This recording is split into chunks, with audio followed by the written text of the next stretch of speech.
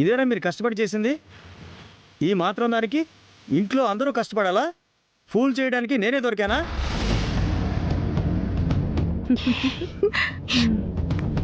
Sorry sir, ఎక్కడో ఏదో పొరపాటు జరిగింది.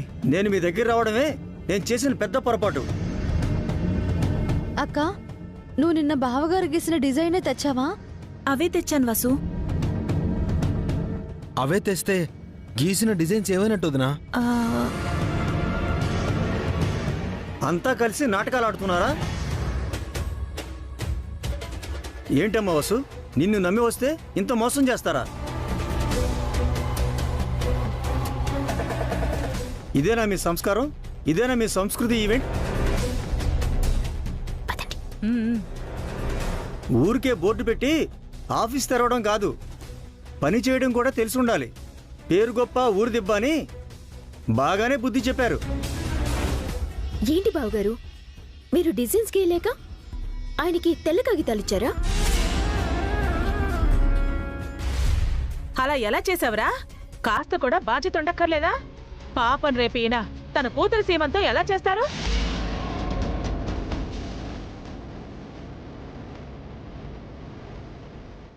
పని చేయటం చేతి కాకపోతే రాదా అని చెప్పాలి గాని ఈవెంట్ ఒప్పుకొని పని చేయకపోతే ఎలా బావగారు?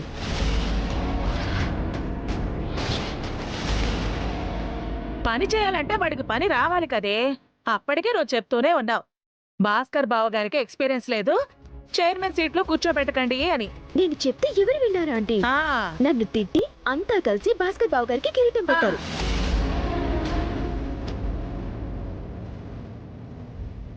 ఇప్పుడు మీ బావగారు పాప ఈయనకే పెద్ద టోపీ పెట్టారే. Stop it.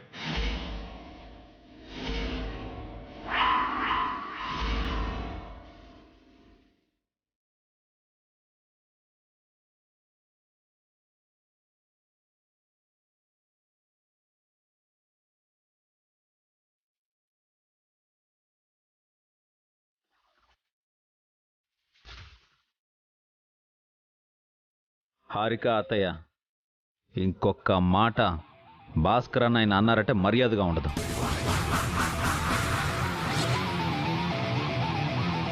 వాళ్ళు అన్న దాంట్లో తప్పే ఉందండి. మీ అన్నయ్యకు పని చేయడం చేత కాదని ఈ తెల్ల కాగితాలను చూస్తేనే తెలిసిపోతుంది కదా.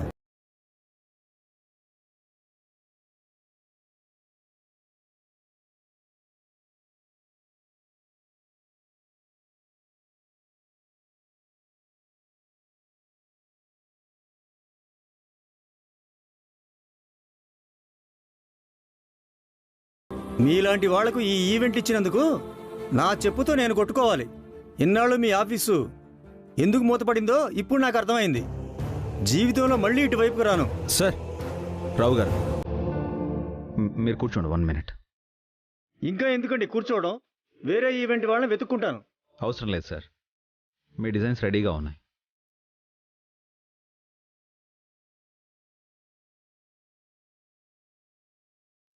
ఏవి ఈ తెల్ల కాగితాలా?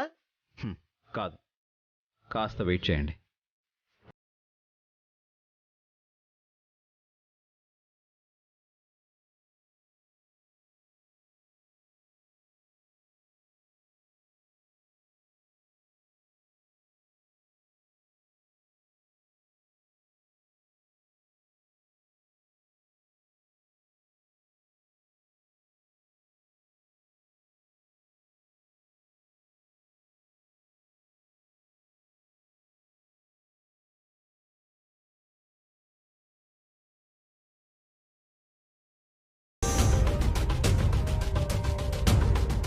పట్టపగలు కొవ్వొత్తులెందుకే?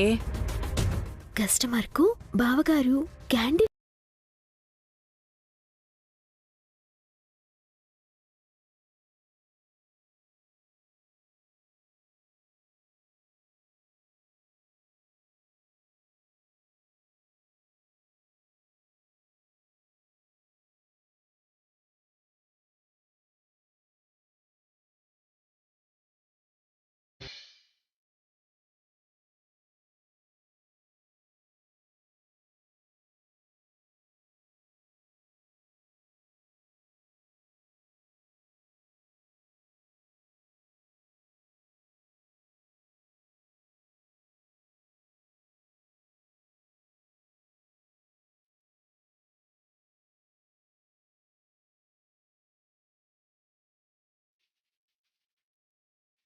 ఏంటి అభిరామ్ గారు, డిజైన్స్ చూపిస్తానని తెల్ల కాగితాన్ని తగలబెడుతున్నారు? వెయిట్ చేస్తున్నాను. ఎందుకండి? వెయిట్ చేయండి.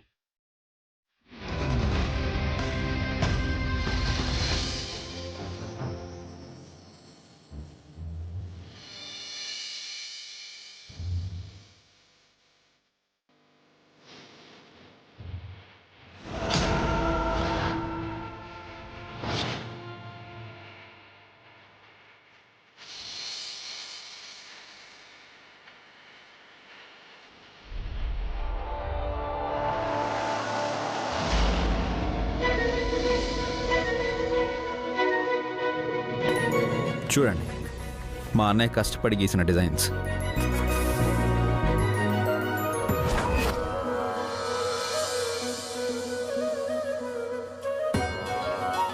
చాలా బాగున్నాయి సార్.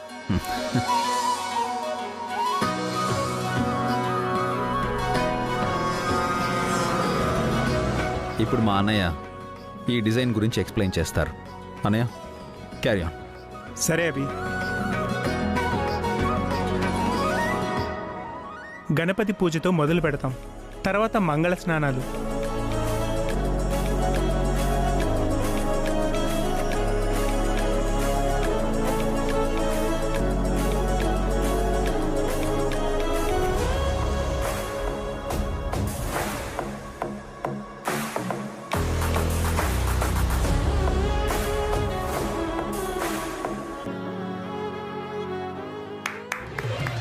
అద్భుతం, చాలా బాగా డిజైన్ చేశారు. ఇలాంటి సీమంతాన్ని నేను ఎప్పుడూ చూడలేదు. మీకే ఈ ఈవెంట్ ఇస్తాను. వా, thank you sir, thank you so much.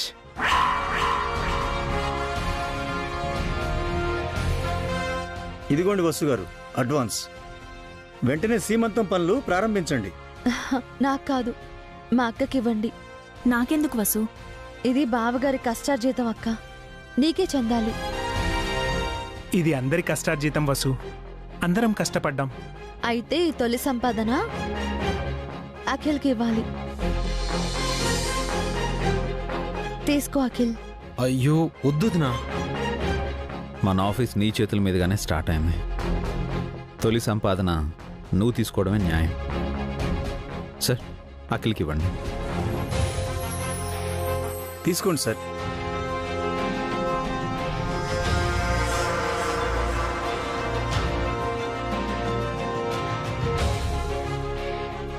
మీరందరూ నన్ను క్షమించాలి. తొందరపాటుతో మిమ్మల్ని అనకూడని మాట్లాడినాను. రేపు నా కూతురు సీమంతానికి మీరందరూ రావాలి. తప్పకుండా వస్తారని ఆశిస్తున్నాను. ఉంటాను. మంచిదండి. వెళ్ళొస్తానండి. ఉంటానమ్మా. థ్యాంక్స్ అభి, మన పరువు గౌరవాన్ని కాపాడావు. ఆయనకొచ్చిన మొదటి ఈవెంటే పోయిందనుకున్నాను అభి. మళ్ళీ నీ వల్లే ఈ ఈవెంట్ నిలబడింది. నువ్వు టైంకి రాకపోయి ఉంటే కస్టమర్ మమ్మల్ని ఇన్సల్ట్ చేసి వెళ్ళిపోయేవాడన్నయ్య. నిన్నంతా బావగారు కష్టపడి గీసిన డిజైన్ ఎలా మాయమైంది?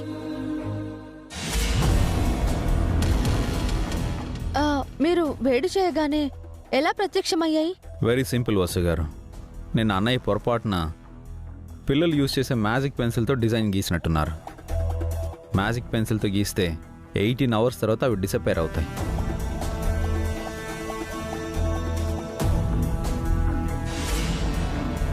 పేపర్ని వేడి చేస్తే గీసినవన్నీ మళ్ళీ అపీర్ అవుతాయి.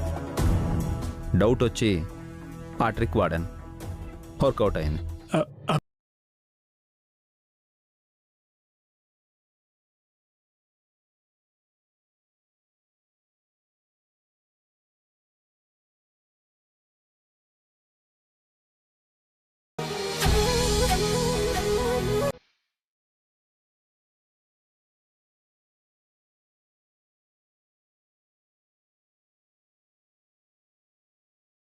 థ్యాంక్స్ అభి, నా పరువు గౌరవాన్ని కాపాడావు.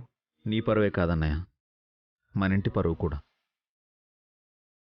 నేనుండగా సంస్కృతి ఈవెంట్స్కి బ్యాడ్ నేమ్ రానివ్వను. నిన్న మీకు మంచి పెన్సిల్సే ఇచ్చాను. మ్యాజిక్ పెన్సిల్స్గా ఎలా మారిపోయాయండి?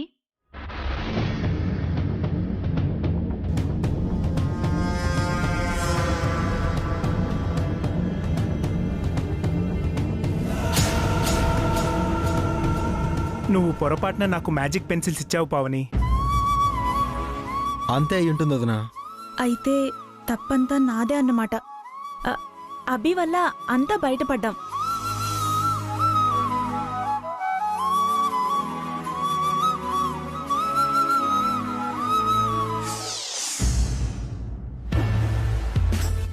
ఏంటంటే ఇలా జరిగింది? అవునే, మనం అనుకున్నది ఒకటి, జరిగింది ఇంకొకటి. నేను మార్చిన మ్యాజిక్ పెన్సిల్స్ ని అభి బావగారు ఎలా గెస్ చేశారు? అదే కదే, నువ్వు పెన్సిల్స్ మార్చినట్టు నాకు తెలుసు. అభికి ఎలా తెలిసింది? చూశాను కాబట్టి తెలిసింది.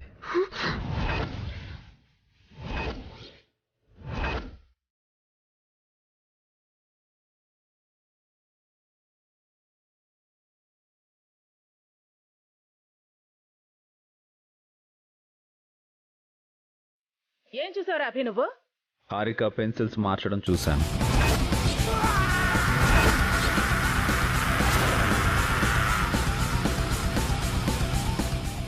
సారీ బావగారు, అవి పిల్లల పెన్సిల్స్ అని నాకు తెలీదు.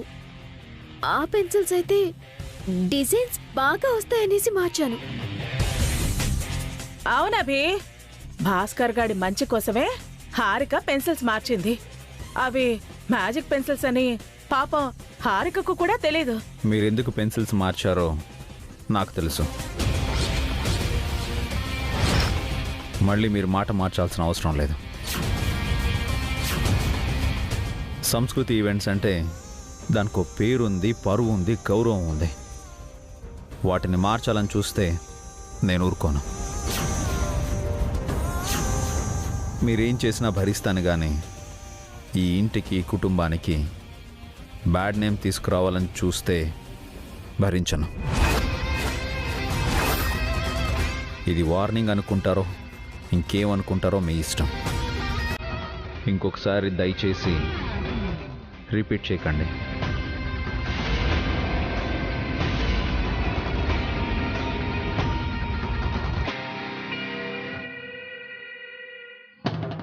థాంక్ గాడ్, బతికిపోయామండి. అవునే, అభిగాడు మాటలతో చెప్పి వదిలేశాడు. ఆయన కాబట్టి మాటలతో వదిలేశారు.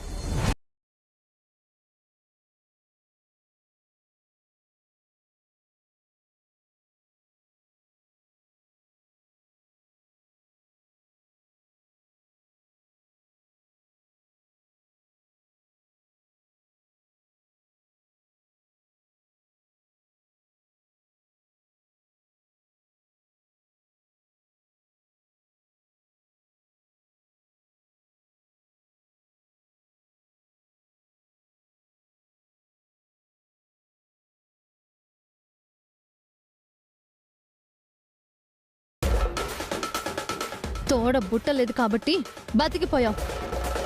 తోడ బుట్టిన చెల్లివై ఉంటే చర్మం ఒలిచుండేదాన్ని. తప్పు చేసి చేయలేదు అనడానికి సిగ్గుగా లేదా? కస్టమర్ ముందు భాస్కర్ బావగారి పరువు పోతే మన పరువు పోయినట్టు కాదా? సంస్కృతి ఈవెంట్స్ కి చెడ్డ పేరొస్తే మన ఫ్యామిలీకి వచ్చినట్టు కాదా? ఇప్పుడేం పరువు పోయిందే? ఏం చెడ్డ పేరొచ్చింది?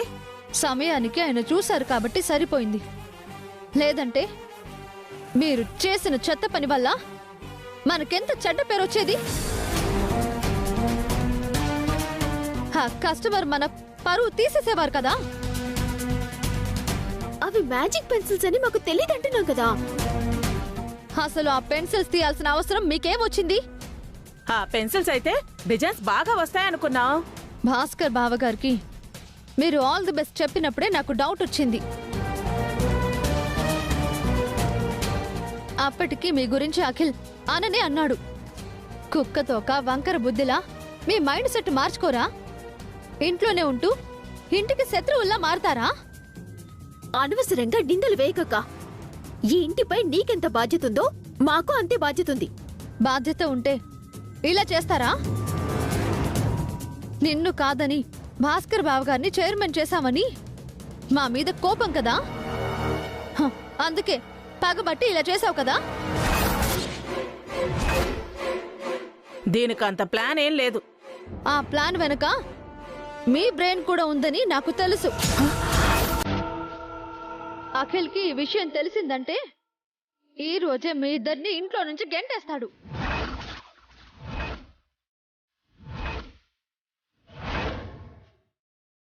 ఈ కుటుంబం అంతా కలిసి ఉండాలని ఆయన కోరుకుంటున్నారు. మీరేమో మీ ఇష్టం వచ్చినట్టు ప్రవర్తిస్తున్నారు. మీరు మారకపోతే నష్టపోయేది మీరే.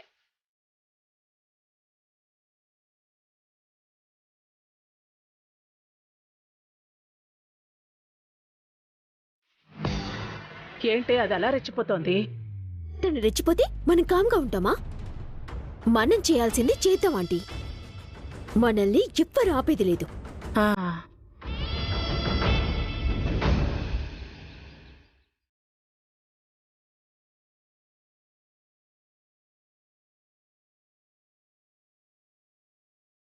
అభి, అన్నయ్య మనం ఆఫీస్కి వెళ్దామా? అదే రేపు ఈవెంట్ గురించి మన స్టాఫ్తో డిస్కస్ చేయాలి కదా. షూర్ అన్నయ్య, వెళ్దాం. అంతేకాదు, ఈ ఈవెంట్కు ఆయన ఇచ్చిన అడ్వాన్స్ సరిపోదు. ఇంకొంచెం మనీ కావాలి. వెళ్ళేటప్పుడు బ్యాంక్లో డ్రా చేసుకుని వెళ్దాం. అకౌంట్లో మనీ లేదని అన్నయ్యకి ఎలా చెప్పాలి? మనం డైరెక్ట్గా ఆఫీస్కి వెళ్దాం. మన స్టాఫ్ని ఎవరినైనా బ్యాంకుకి పంపించి వాళ్ళతో తెప్పిద్దాం. సరే అభి. అమ్మ వసు, అఖిల్, మనం ఆఫీస్కి వెళ్ళాలి. అఖిల్ని ఈరోజు హాస్పిటల్కి తీసుకురమ్మని డాక్టర్ గారు కాల్ చేసి చెప్పారు బావగారు. ఆ విషయమే మీతో చెప్దామని వచ్చా. ఆఫీస్ తర్వాత చూసుకోవచ్చండి. ముందు అఖిల్ని హాస్పిటల్కి తీసుకెళ్ళండి. వద్దొదినా, ఈవెంట్ రేపే కదా. నేను ఎల్లుండి హాస్పిటల్కి వెళ్తాను. డాక్టర్ రమ్మన్నప్పుడే వెళ్ళాలి అఖిల్. వసు గారు, ఓ పని చేయండి. నేను అన్నయ్య ఆఫీస్కి వెళ్ళి ఈవెంట్ పనులు చూస్తాం. మీరు హారిక కలిసి అఖిల్ని హాస్పిటల్కి తీసుకెళ్ళండి. ఫ్రెండ్స్తో పార్టీ పెట్టుకున్నాను, ఇప్పుడు హాస్పిటల్కి వెళ్ళి.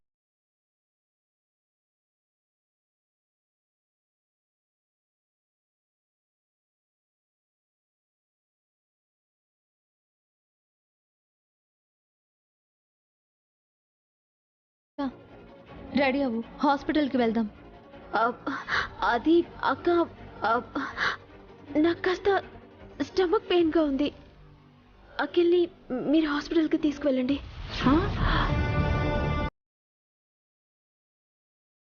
ఇప్పటి వరకు బానే ఉన్నావు కదే, ఇప్పుడు స్టమక్ పెయిన్ ఏంటి?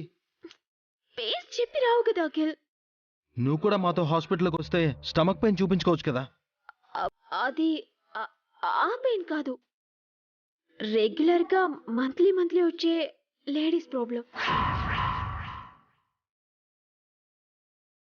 సరే వసు, అఖిల్ని మనం తీసుకెళ్దాం. పిల్లలు స్కూల్ నుంచి వస్తారు కదక్కా, మనలో ఎవరో ఒకరు ఇంట్లో ఉండాలి. పర్వాలేదక్కా, నేను ఒక్కదాన్నే హాస్పిటల్లో మేనేజ్ చేస్తాను. నువ్వు ఇంట్లో ఉండి పిల్లల్ని చూసుకో.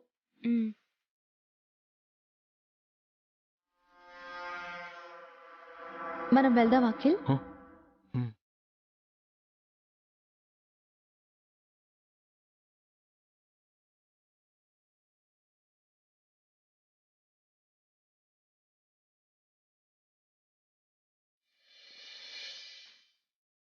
అదేంటి అలా అబద్ధం చెప్పావు? అఖిల్తో హాస్పిటల్కి వెళ్ళుండొచ్చు కదా. మనం ఫ్రెండ్స్తో పార్టీకి వెళ్ళాలి కదా ఆంటీ. దీనికి మొగుడు కంటే పార్టీ ఎక్కువైంది. ఇదిగో ఫ్రెండ్స్ ఫోన్ చేస్తున్నారు. ఏమింది రాని, ప్లేస్ డిసైడ్ చేశారా? లేదు హారిక, అందరి ఇల్లులు బిజీగా ఉన్నాయి. మనం ఇంకో రోజు పార్టీ పెట్టుకుందాం. పార్టీ పోస్ట్ పోన్ చేయడం ఎందుకు? మా ఇంట్లో ఇప్పుడు ఎవరూ లేరు. డ్రింక్స్ తీసుకుని వెంటనే వచ్చేయండి. ఓకే, ఎంజాయ్ చేద్దాం. అదేంటే నీ ఫ్రెండ్స్ ని మన ఇంటికి రమ్మంటున్నా? పావని ఇంట్లోనే ఉందిగా. ఉంటే ఏం చేస్తుంది? ఈ ఇంట్లో నాకు భాగం లేదా? నా ఫ్రెండ్స్కి నేను పార్టీ ఇవ్వకూడదా? ఎవరికి భయపడాలి నేను? నువ్వు బాగా తెగించేస్తున్నావే, నీకు ధైర్యం పెరిగిపోతోంది. భయపడితే మనం బతకలేమా ఆంటీ? ఫ్రెండ్స్ వచ్చేస్తారు, పార్టీకి రెడీ అవ్వండి.